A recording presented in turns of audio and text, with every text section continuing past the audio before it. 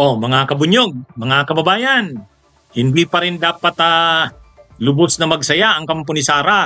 Kung hindi man matuloy na talaga ang impeachment sa kanya, sinasabi ng mga iba't ibang grupo at ang ilang mga kongresista, posible siyang kasuhan sa ombudsman at sa Sandigan Bayan. Hindi naman kasi bawal yon. Iba naman kasi ang ombudsman at Sandigan Bayan. Doon, criminal case ang ihaharap sa kanya. Pwedeng plunder, pwedeng graft.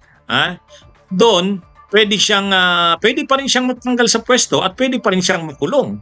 Ang impeachment, matatanggal lang siya sa pwesto pero hindi siya makukulong. Ano lang kasi ang pagkakaiba sa impeachment? Sa impeachment kasi mas mabilis kaysa dun sa kaso sa ombudsman at sa Sandigan Bayan.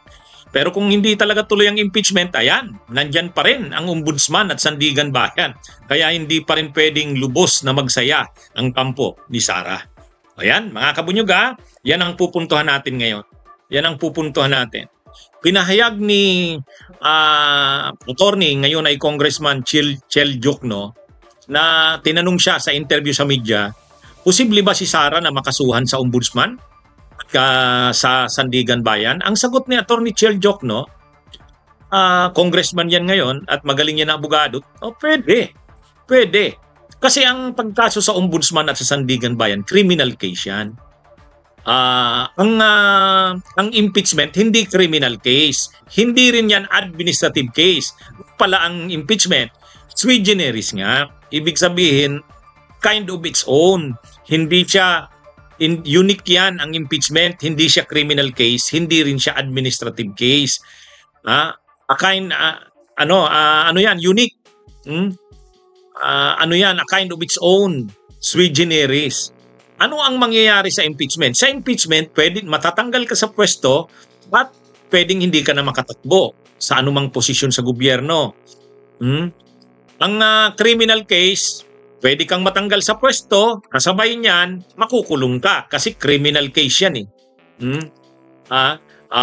Kaya, pag sinampaan si Sara sa ombudsman at sa Sandigan Bayan, kapag na-convict siya dyan, halimbawa plunder yan, o kaya graft, o anuman, siya dyan, pwede pa rin siyang matanggal sa pwesto.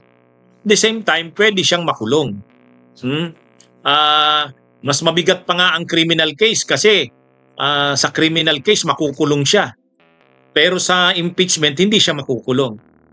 Actually, pwede ngang mangyari na na-impeach siya at the same time, pagkatapos siyang ma-impeach, kakasuhan siya sa ombudsman para yung pagkakakulong naman ang hahabulin sa kanya. Pero kung hindi matuloy yung impeachment, pwede na criminal case. Kaya lang, bakit kasi mas gusto ng mga nagpapanagot kay Sara, nagtutulak ng pagpapanagot kay Sara, bakit mas gusto ang impeachment kaysa criminal case? Ang dahilan niyan, mga kabunyog, mga kababayan, ang impeachment kasi mabilis. Mabilis yan. Dapat nga, pagka-file sana sa Senado, trial shall proceed forthwith. Mabilisan, agad-agad. Agad-agad sana nag-trial. Sa trial, hindi naman tatagal dapat yung trial sa Senado. 1 buwan, 2 buwan, matagal na, tapos na yan. At ang rules ng evidence, hindi masyadong nag-a-apply. Unang-una, ang magiging mga judges, hindi naman lahat abogado.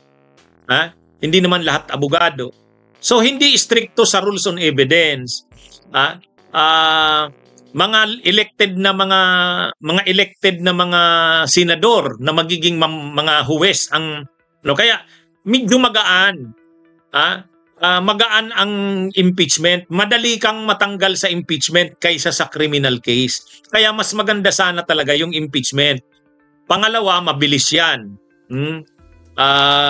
Kaya lang, yan nga ang nangyari. Talagang pinatay nila ang impeachment. Ngayon, hindi pa rin nawawala ng loob, pag-asa ang mga nagsusulong ng pagpapanagot kay Sara. Kung hindi talaga pwede ayaw talaga nila ng impeachment, okay, kasuhan sa ombudsman at sa Sandigan Bayan. Kahit medyo may kahirapan yan at matagal, ang importante makasuhan si Sara at mapanagot. Kapag ang kaso niyan plunder, ay no bail yan. No bail yan. At malaki ang magiging papel niya ng ombudsman dyan.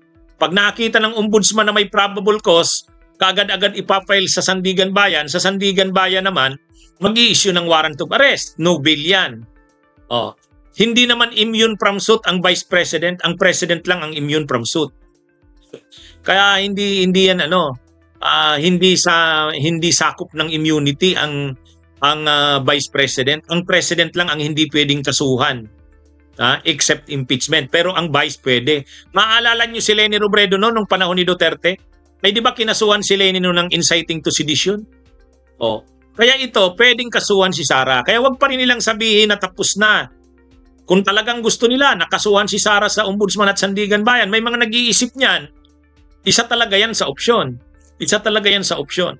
Kaya lang yun nga, medyo matagal-tagal ang kaso sa Sandigan Bayan.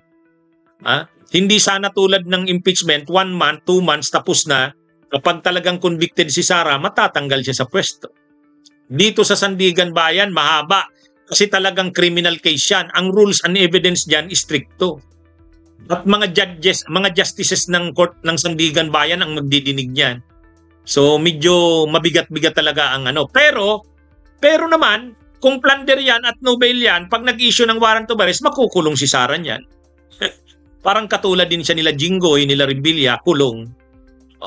Kaya anyway, mga kabunyog sa nagtatanong, posible bang makasuhan si Sara kapag hindi natuloy ang impeachment? Pwede po. Pwede.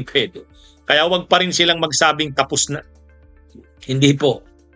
Isang opsyon yan na iniisip. Isang opsyon yan. At kung ang maging ombudsman pa ay si Boying Rimulya, ay lalong madali. Lalong madali yan. Matibay na malinaw na anti-Duterte yan si Rimulya. Hindi yan matatakot magsampa ng kaso laban kay Sara Duterte. Kaya hintayin natin mga kabunyog ang susunod na mga mangyari. Bunyog, halikan na kasama ka. Bunyog, kapag buklod ay may pag-asa.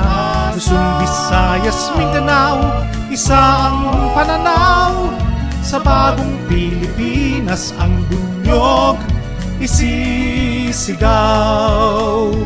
Bunyog.